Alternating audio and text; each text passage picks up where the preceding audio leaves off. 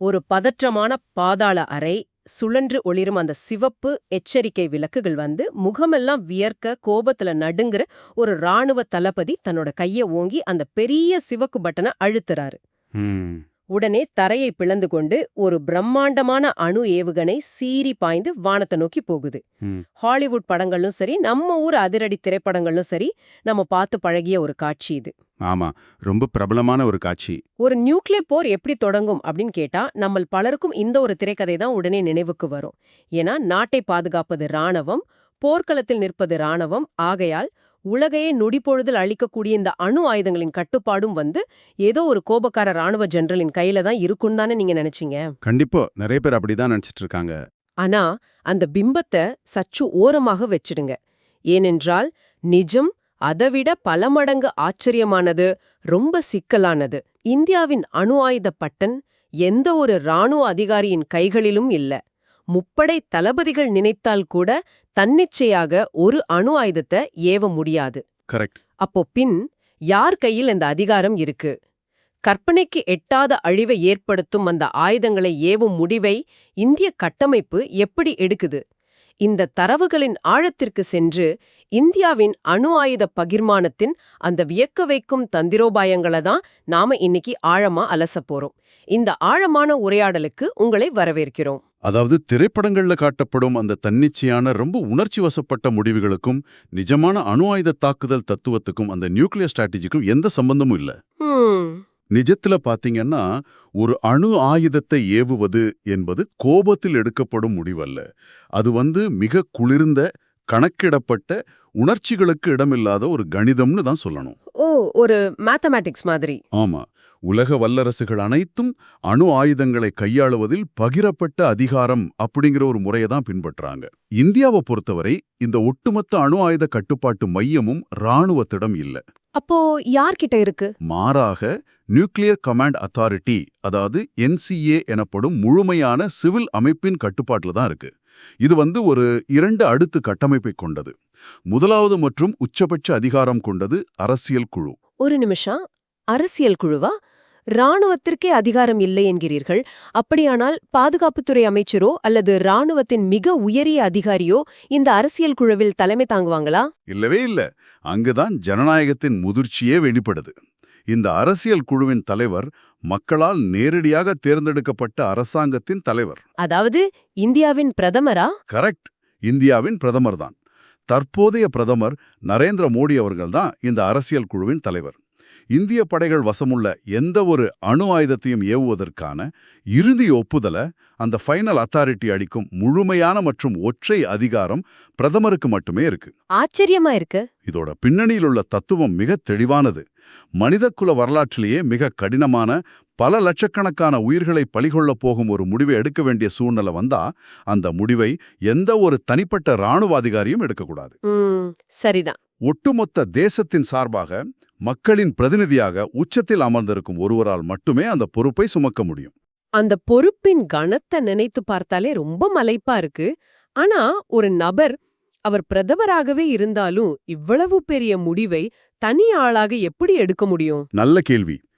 ஏன்னா ஒரு போர்ச்சூழல் என்பது குழப்பங்கள் நிறைந்தது இல்லையா? எதிரியின் ஏவுகணை நம்மை நோக்கி வருதுன்னு ஒரு தகவல் கிடைத்த சில நிமிடங்களில் அது உண்மையா பொய்யா, எந்த அளவுக்கு ஆபத்தானது என்பதை பிரதமர் மட்டுமே பகுப்பாய்வு செய்வது சாத்தியமில்லையே. நிச்சயமா சாத்தியமில்லை. அவருக்கு அந்த தரவுகளையும் சாத்திய கூறுகளையும் வழங்க ஒரு மாபெரும் அறிவுசார் கட்டமைப்பு தேவைப்படுமே. அந்த அறிவுசார் கட்டமைப்பு தான் அணுசக்தி கட்டளை ஆணையத்தின் 2வது பிரிவான நிர்வாக குழு, அதாவது எக்ஸிகியூட்டிவ் கவுன்சில். ஓ, ஓகே. இதோட தலைவர் தேசிய பாதுகாப்பு ஆலோசகர், தற்போதைய சூழலில் திரு அஜித் தோவல் அவர்கள். இந்த நிர்வாக குழுவை சாதாரண ஆலோசகர்கள் அப்படின்னு நாம நினைச்சிடக்கூடாது. பின்ன எப்படி செயல்படுறாங்க? இது உளவுத்துறை தலைவர்கள், மூத்த விஞ்ஞானிகள், முப்படை தளபதிகள் மற்றும் வெளியுறவு கொள்கை நிபுணர்கள் அடங்கிய ஒரு மாபெரும் மூளை செயல்பாடு, ஒரு பிரெயின் ட்ரஸ்ட். எதிரியின் நகர்வுகளை செயற்கைக்கோள் மூலமாக கண்காணிப்பது, ரேடார் சிக்னல்களை பகுப்பாய்வு செய்வது, ஆபத்தின் வீரியத்தை நொடிக்கு நொடி கணக்கிடுவது இவர்களது வேலை. ஒருவேளை எதிரி நாடு அணு ஆயுதத்தை ஏவிவிட்டது அப்படின்னு தகவல் வந்தா அது எந்த நகரத்தை நோக்கி வருது, எத்தனை நிமிடங்களில் தாக்கும், நாம் பதிலடி கொடுத்தால் ஏற்படும் விளைவுகள் என்னென்ன என்பது போன்ற பல அடுக்கு வியூகங்களை வகுத்து பிரதமரின் முன் வைப்பது இந்த நிர்வாகக் குழுவின் கடமை. பாத்தீங்கன்னா இத ஒரு மாபெரும் கார்ப்பரேட் நிறுவனத்தின் செயல்பாட்டோட ஒப்பிட்டு பார்க்க தோணுது எனக்கு. எப்படி சொல்றீங்க? அதாவது நீங்க விவரிக்கும் இந்த நிர்வாகக் குழு என்பது சந்தையின் சர்வதேச அபாயங்களை கணக்கிட்டு உளவு தரவுகளை சேகரித்து பலவிதமான ஆராய்ச்சிகளை மேற்கொண்டு ஒரு விரிவான திட்டத்தை தயாரிக்கும் ஒரு அதிபுத்திசாலி கன்சல்டன்ஸ் மாதிரி செயல்படுறாங்க. கரெக்ட். அவங்க பிரதமரிடம் சென்று ஐயா இதுதான் நிலைமை, இவ்வளவு ஆபத்து இருக்கு, நம்ம கிட்ட இந்த 3 தீர்வுகள் இருக்கு அப்படின்னு சொல்றாங்க. ஆனா அரசியல் குழு, குறிப்பாக பிரதமர், அந்த நிறுவனத்தின் ஒரு சிஇஓ போல செயல்படுகிறார். தரவுகளை கொண்டு வந்து கொடுப்பது நிபுணர்களின் வேலையாக இருந்தாலும் அந்த நிறுவனத்தின், அதாவது இங்கு தேசத்தின் தலையெழுத்தையே நிர்ணயிக்கும் அந்த இறுதியான மிக கடினமான பச்சை விளக்கு காட்டும் முடிவை எடுக்கும் அதிகாரம் அந்த சிஇஓவிடம் மட்டுமே இருக்கு இல்லையா? அந்த ஒப்பீட்டை இன்னும் கொஞ்சம் ஆழமாகவே பார்க்கலாம். அந்த சிஇஓவின் மேஜைக்கு வரும் கோப்புகள்ல சாதாரண வியாபார நஷ்டங்கள் இருக்காது. பல கோடிக்கணக்கான மக்களின் உயிர்கள், பல தலைமுறைகளுக்கான கதிர்வீச்சு பாதிப்புகள், அப்புறம் ஒரு முழுமையான போர் குறித்த கணிப்புகள் தான் இருக்கும். ஆமா, அதோட வீரியம் ரொம்ப அதிகம்.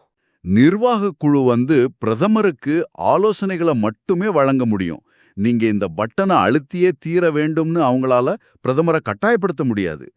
தரவுகள் எவ்வளவு துல்லியமாக இருந்தாலும் இறுதி தார்மீக பொறுப்பு, அந்த மாரல் ரெஸ்பான்சிபிலிட்டி பிரதமருடையது தான். புரியுது. சரி, இப்போ ஒரு கற்பனை சூழலை எடுத்துக்குவோம். நிர்வாகக் குழுவின் ஆலோசனையை ஏற்று பிரதமர் பதிலடி தாக்குதலுக்கான ஒப்புதலை வழங்கிட்டார்னு வச்சுக்குவோம். அந்த உத்தரவு எப்படி செயல்படுத்தப்படும்னு நினைக்கிறீங்க? ஹலோ, நான் பிரதமர் பேசுறேன், ஏவுகணையை ஏவுங்க அப்படின்னு நிச்சயமா சொல்ல மாட்டாங்க. நிச்சயமா அப்படி சொல்ல மாட்டாங்க. மேலும் அந்த ஒப்புதல் கிடைத்தவுடன் அதை யார் களத்தில் இறங்கி செயல்படுத்துவாங்க? இங்கதான் இந்தியாவின் மிக ரகசியமான மற்றும் வலிமையான ராணுவ பிரிவான ஸ்ட்ராட்டஜிக் ஃபோர்சஸ் கமாண்ட், அதாவது எஸ்எஃப்சி உள்ளே வராங்க. எஸ்எஃப்சி? ஆமாம், அணு ஆயுதங்களை நிர்வகிப்பதற்காகவே, அவற்றை எந்நேரமும் தயார் நிலையில் வைத்திருப்பதற்காகவே பிரத்யேகமாக உருவாக்கப்பட்ட கட்டமைப்பு இது. பிரதமர் ஒப்புதல் அளித்தவுடன் அந்த உத்தரவு பல அடுக்கு குறியாக்க தொழில்நுட்பங்கள், அதாவது கிரிப்டோகிராஃபிக் கோட்ஸ் மூலம் எஸ்எஃப்சிக்கு அனுப்பப்படும். ஓ, ஹேக் செய்ய முடியாத கோட்ஸ். கரெக்ட். இது ஹேக் செய்ய முடியாத அதிநவீன தகவல் தொடர்பு நெட்வொர்க். எஸ்எஃப்சியின் வேலை என்னன்னா, அணு ஆயுதங்களை சுமந்து செல்லும் ஏவுகணைகள், போர் விமானங்கள், நீர்மூழ்கி கப்பல்கள் அனைத்தையும் ஒருங்கிணைத்து பிரதமரின் உத்தரவை சிறிதும் பிசுகாமல் நிறைவேற்றுவதுதான். ஆனா இதுல நாம கவனிக்க வேண்டிய மிக முக்கியமான, எந்த சமரசத்திற்கும் இடமில்லாத ஒரு விதி இருக்கு. அதாவது எஸ்எஃப்சி அமைப்பால் தன்னிச்சையாக எந்த ஒரு முடிவையும் எடுக்க முடியாது என்பதுதானே அந்த விதி. அரசியல் தலைமை உத்தரவிட்டால் மட்டுமே அவங்க செயல்படுவாங்க. வெறும் செயல்படுவாங்க என்பதல்ல, அரசியல் குழுவின் நேரடி குறியாக்கம் செய்யப்பட்ட உத்தரவு இல்லாமல் எஸ்எஃப்சியால் ஒரு அணு ஆயுதத்தின் பாதுகாப்பு அரணை கூட திறக்க முடியாது. ஒரு ராணுவ ஜெனரலோ, கப்பற்படை அட்மிரலோ அல்லது போர் விமானத்தின் பைலட்டோ தங்கள் இஷ்டத்துக்கு அணு ஆயுதத்தை ஏவிடவே முடியாது. அந்த அளவுக்கு ஸ்ட்ரிக்ட்டா?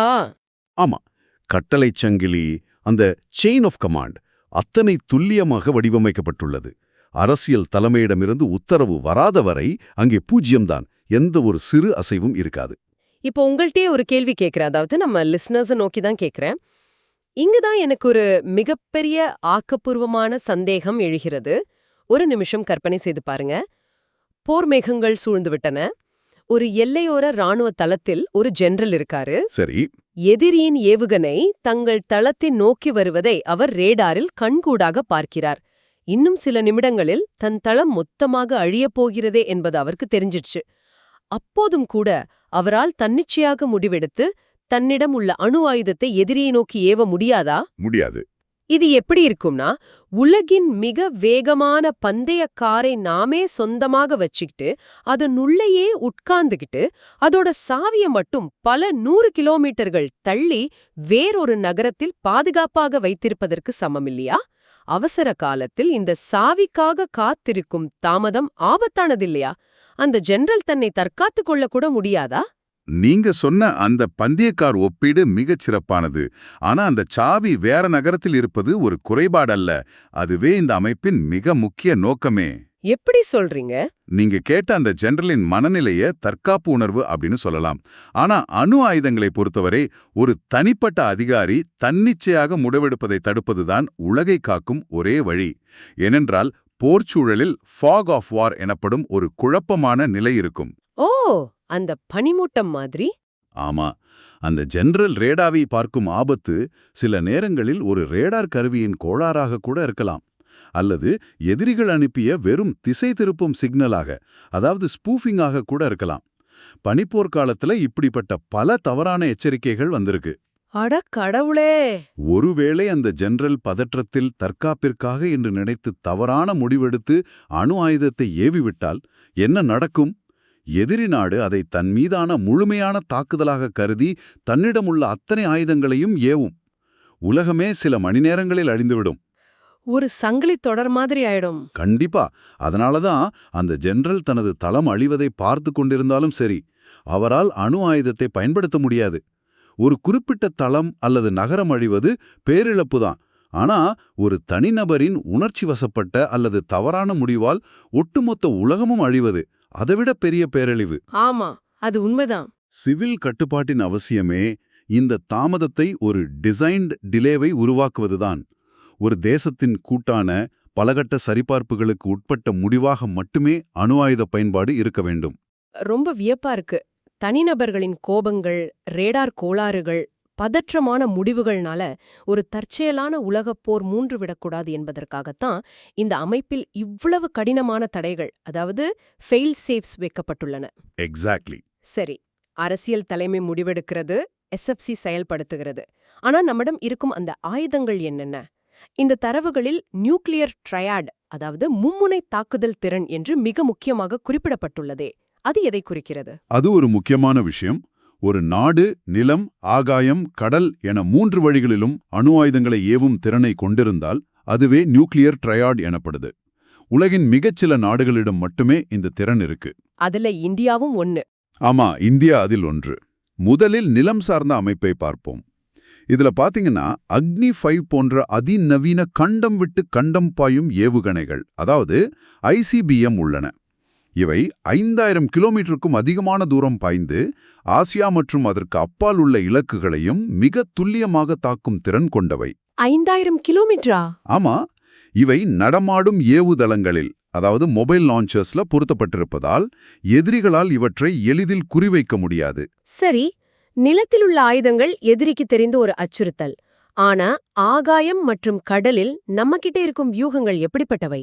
ஆகாயத்தை பொறுத்தவரை டசால்ட் ரஃபேல் மற்றும் மிராஜ் 2000 போன்ற போர் விமானங்கள் இருக்கு. இவை வெறும் போர் விமானங்கள் அல்ல. அணு ஆயுதங்களை சுமந்து கொண்டு ஒளியை விட வேகமாக சென்று எதிரியின் ரேடார்களிலிருந்து தப்பித்து எதிர்பாராத திசைகளிலிருந்து தாக்குதல் நடத்தும் நெகிழ்வுத்தன்மை கொண்டவை. ஓஹோ! நிலத்தில் உள்ள ஏவுகணைகளை ஏவினால் அதை திரும்ப பெற முடியாது. ஆனா விமானங்கள அப்படியல்ல. எல்லை வரை அனுப்பிவிட்டு கூட நிலைமை சீரானால் திரும்ப அழைத்துக் கொள்ள முடியும். அது ஒரு பெரிய பிளஸ் பாயிண்ட் தான். கண்டிப்பா. ஆனா 3ஆவதாக உள்ள கடல் வழி தாக்குதல் திறன் தான் இருப்பதிலேயே மிகவும் முக்கியமானது, மிகவும் ஆபத்தானதும் கூட. இதுதான் INS அரிஹந்த் என்ற இந்தியாவின் அணுசக்தி நீர்மூழ்கி கப்பல். INS அரிஹந்த். ஆமா, இது டீசலில் இயங்கும் சாதாரண நீர்மூழ்கி கப்பல் அல்ல, அணு உலையால் இயங்குவது. எனவே பல மாதங்கள் கடலின் மேற்பரப்புக்கே வராமல் கடலின் இருண்ட ஆழத்தில் உலகத்தின் கண்களுக்கு தெரியாமல் பதுங்கியிருக்க முடியும். வாவ்! கடலுக்கு அடியில் பல 100 மீட்டர்கள் ஆழத்தில் எந்த ரேடார் கண்களிலும் சிக்காமல் அமைதியாக நீந்திச் செல்லும் இந்த அரிஹந்த் தன்னுள் பல அணு ஆயுத ஏவுகணைகளை சுமந்து செல்கிறது. எதிரிகளால் இதை எளிதில் கண்டுபிடிக்கவோ அழிக்கவோ முடியாது. இது ஒரு நடமாடும் பாதாள நகரம் போல செயல்படும். இந்த இடத்திலிருந்து தான் நாம மிகப்பெரிய ஒரு உளவியல் மற்றும் அரசியல் தத்துவத்திற்கு செல்ல போறோம். நிலம், ஆகாயம், கடலுக்கடியில் தரைக்கு தெரியாத ஒரு பேய் போல அலையும் நீர்மூழ்கி கப்பல் என 3லும் நம்மகிட்ட தப்பிப் பிழைக்கும் திறனும் எதிரியை அழிக்கும் ஆயுதங்களும் இருக்கு. உலகம் முழுவதையும் தாக்கக்கூடிய வல்லமை நம்மகிட்ட இருக்கு. ஆனா இவற்றை நாம் எப்போது பயன்படுத்துவோம்? எந்த சூழ்நிலையில் இந்தியா முதல் தாக்குதலை தொடங்கும்? இது ஒரு அருமையான கேள்வி. ஏன்னா இந்த கேள்வி உலகமே உற்று நோக்கும் இந்தியாவின் மிக முக்கியமான அணு ஆயுத கொள்கையை நோக்கி நம்மை அழைத்துச் செல்கிறது இல்லையா? ஆமா, இந்தியா எந்த சூழ்நிலையிலும் முதலில் அணு ஆயுதத்தை பயன்படுத்தாது. இதுதான் இந்தியாவின் புகழ்பெற்ற முதலில் பயன்படுத்துவதில்லை, அதாவது நோ ஃபர்ஸ்ட் யூஸ் கொள்கை. ஓ, நோ ஃபர்ஸ்ட் யூஸ். கரெக்ட். ஒரு நாடு இந்தியா மீது சாதாரண போரை தொடுத்தாலோ இராணுவ ரீதியாக பெரிய நெருக்கடியை கொடுத்தாலோ கூட இந்தியா தன்னிச்சையாக அணு ஆயுதத்தை முதலில் கையில் எடுக்காது. இந்தியாவின் அணு ஆயுதங்கள் இருப்பதற்கான ஒரே நோக்கம் அச்சுறுத்தி தடுத்தல், அதாவது டிட்டரன்ஸ் மட்டுமே. டிட்டரன்ஸ். போர் புரிவதற்காக அல்ல, போரே வராமல் தடுப்பதற்காகவே இந்த ஆயுதங்கள் இருக்கு. சற்று சிந்தித்து பாருங்க நேர்களே, உங்கள்ட்ட உலகத்தையே அழிக்கக்கூடிய மிக பயங்கரமான ஒரு ஆயுதம் இருக்கு. நீங்க வல்லரசு. ஆனா நாங்க முதலில் அடிக்க மாட்டோம் அப்படின்னு உலக மேடையில பகிரங்கமாக சொல்வதற்கு பின்னால் இருக்கும் அந்த உளவியல் தைரியத்தையும் தன்னம்பிக்கையையும் சற்று எண்ணி பாருங்க. நிச்சயமா அது ஒரு சாதாரண விஷயமா இல்ல. எங்களிடம் ஆயுதம் இருக்கு, ஆனா அதை நாங்க ஒருபோதும் வாளாக பயன்படுத்த மாட்டோம், கேடயமாக மட்டுமே பயன்படுத்துவோம் என்று சொல்வது ஒரு தேசத்தின் முதிர்ச்சியே காட்டுகிறது. ஆனா இதுல ஒரு ஆபத்து இருக்கே. என்ன ஆபத்து? நாம் முதலில் அடிக்க மாட்டோம் என்று தெரிந்தால் எதிரி நாடுகள் தைரியமாக வந்து நம்மை முதலில் தாக்கிவிட மாட்டாங்களா? நம்ம கிட்ட உள்ள ஆயுதங்களை அவங்க அழித்து விட்டால் நாம என்ன செய்வோம்? அங்கேதான் இந்த அச்சுறுத்தி தடுத்தல் தத்துவத்தின் ஆழமான கணிதம் ஒழிந்திருக்கு. இங்க கேட்ட கேள்விக்கான விடை இரண்டாவது தாக்குதல் திறன், அதாவது செகண்ட் ஸ்ட்ரைக் கேப்பபிலிட்டி என்பதில் இருக்கு. ஓ, செகண்ட் ஸ்ட்ரைக். ஆமா, நீங்க இந்தியாவை அணு ஆயுதத்தால் தாக்கினால் இந்தியா நிச்சயமாக திருப்பி தாக்கும். அந்த பதிலடி உங்களை வரைபடத்திலிருந்தே அழித்துவிடும் என்ற உறுதியான உத்தரவாதத்தை எதிரிகளுக்கு உணர்த்துவதுதான் இதோட அடிப்படை. புரியுது. நாம் முன்பு பேசிய அந்த ஐஎன்எஸ் அரிஹந்த் நீர்மூழ்கி கப்பலின் உண்மையான பரிமாணம் இப்போதுதான் புரியும் உங்களுக்கு. எதிரி நாடு திடீரென ஒரு மிகப்பெரிய தாக்குதலை தொடுத்து இந்தியாவில் உள்ள அனைத்து விமானப்படை தளங்களையும் நிலத்தில் உள்ள அக்னி ஏவுகணைகளையும் முற்றிலுமாக அழித்து விடுகிறது என்று வைத்துக்கொள்வோம். சரி. அந்த நொடியில் எதிரி நாடுதான் வெற்றி பெற்று விட்டாதாக நினைக்கலாம். ஆனா அவங்களுக்கு ஒரு உண்மை தெரியும். இந்திய பெருங்கடலின் அடியில் இருளில் மறைந்திருக்கும் இந்தியாவின் நீர்மூழ்கி கப்பல்களை அவங்களால் அழிக்க முடியாது. எக்ஸாக்ட்லி. நிலத்தில் இந்தியா அழிக்கப்பட்டாலும் கடலின் ஆழத்திலிருந்து அந்த பதிலடி நிச்சயம் வரும். அந்த பதிலடி எதிரி நாட்டை சாம்பலாக்கும். இந்த பரஸ்பர அழிவு உறுதி, அதாவது மியூச்சுவலி அஷ்யூர்டு டிஸ்ட்ரக்ஷன் என்ற பயம்தான் எதிரிகளை நம்மீது முதல் தாக்குதலை தொடுப்பதை தடுக்குது. ஆக நம்மை தற்காத்துக் கொள்வது நம் ஆயுதங்கள் அல்ல, நாம் கொடுக்கும் பதிலடியின் வீரியம் குறித்த எதிரியின் பயம்தான். மிகச் சிறப்பான விளக்கம். இது ஒரு அற்புதமான செஸ் விளையாட்டு போல இருக்கு. எதிரியும் ஒவ்வொரு நகர்வையும் முன்கூட்டியே கணித்து அந்த நகர்வை எடுத்தால் அவனுக்கே அழிவு என்பதை உணர்த்தி போரையே வராமல் தடுத்து நிறுத்துவது. எந்த ஆயுதத்தையும் பயன்படுத்தாமல் ஆயுதத்தின் நிழலை வைத்தே அமைதியை காப்பது வியக்க வைக்குது. ரொம்ப சரியா சொன்னீங்க. நாம இப்போ இந்த உரையாடலின் இறுதி கட்டத்திற்கு வந்துட்டோம். ஒட்டுமொத்தமாக தொகுத்து பார்த்தால் இந்தியாவின் அணு ஆயுத கட்டமைப்பு ஒரு அருமையான 3 அடுக்கு அமைப்பை கொண்டுள்ளது. உச்சத்தில் எந்தவித உணர்ச்சிகளுக்கும் இடமளிக்காமல் ஒட்டுமொத்த மக்களின் பிரதிநிதியாக முடிவெடுக்கும் அரசியல் கட்டுப்பாடு அந்த NCA.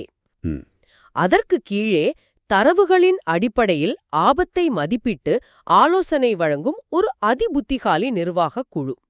அதற்கும் கீழே எந்தவித தன்னிச்சையான முடிவும் எடுக்காமல் அரசியல் உத்தரவை மட்டும் 100% துல்லியமாக செயல்படுத்தும் கட்டமைப்புள்ள இராணுவ இயந்திரம் SFC. ஆமா, இது தற்செயலான விபத்துகளையோ அல்லது தனிநபரின் கோபத்தில் எடுக்கப்படும் தவறான முடிவுகளையும் முழுமையாக தடுக்க உருவாக்கப்பட்ட ஒரு மிகச்சிறந்த சமநிலை, அந்த செக்ஸ் அண்ட் பேலன்சஸ் ஆகும். இந்தியாவின் அணு ஆயுதம் ஒரு தனிப்பட்ட இராணுவ ஜெனரலின் கைகளிலோ அல்லது எந்த ஒரு தனிமனிதனின் மூர்க்கத்திலோ இல்ல. பல அடுக்குகளை கொண்ட இந்த சரிபார்ப்பு முறைகள் நாட்டின் உச்சபட்ச ஆயுதம் ஜனநாயகத்தின் கைகளில் எவ்வளவு பாதுகாப்பாக ஒப்படைக்கப்பட்டுள்ளது என்பதை நமக்கு உணர்த்துகின்றன. கண்டிப்பா. இந்த ஒட்டுமொத்த உரையாடலும் உங்களுக்கு ஏன் முக்கியம்? தேசிய பாதுகாப்பு, அணு ஆயுத கொள்கை, முப்பரிமாண தாக்குதல் திறன் என்பதெல்லாம் வெறும் இராணுவ நிபுணர்களுக்கானதோ அல்லது தொலைக்காட்சிகளில் விவாதிப்பவர்களுக்கானதோ மட்டுமல்ல. ஆமா, நிச்சயமா. ஒரு நாட்டின் உச்சபட்ச அதிகாரம் எப்படி சமநிலைப்படுத்தப்பட்டுள்ளது, யார் யாருக்கு எந்த அதிகாரம் பகிர்ந்தளிக்கப்பட்டுள்ளது என்பதை ஒவ்வொரு குடிமகனும் அறிந்து கொள்ள வேண்டியது அவசியம். இதை நீங்க தெரிஞ்சு கொள்ளும்போதுதான் நமது ஜனநாயக கட்டமைப்பின் வலிமை புரியும். கரெக்ட். ஆனா விடைபெறுவதற்கு முன் நீங்க சுயமாக சிந்தித்து பார்க்க ஒரு ஆழமான, அதே சமயம் நவீன தொழில்நுட்பம் சார்ந்த ஒரு பயமுறுத்தக்கூடிய கேள்வியை முன்வைக்கிறோம்.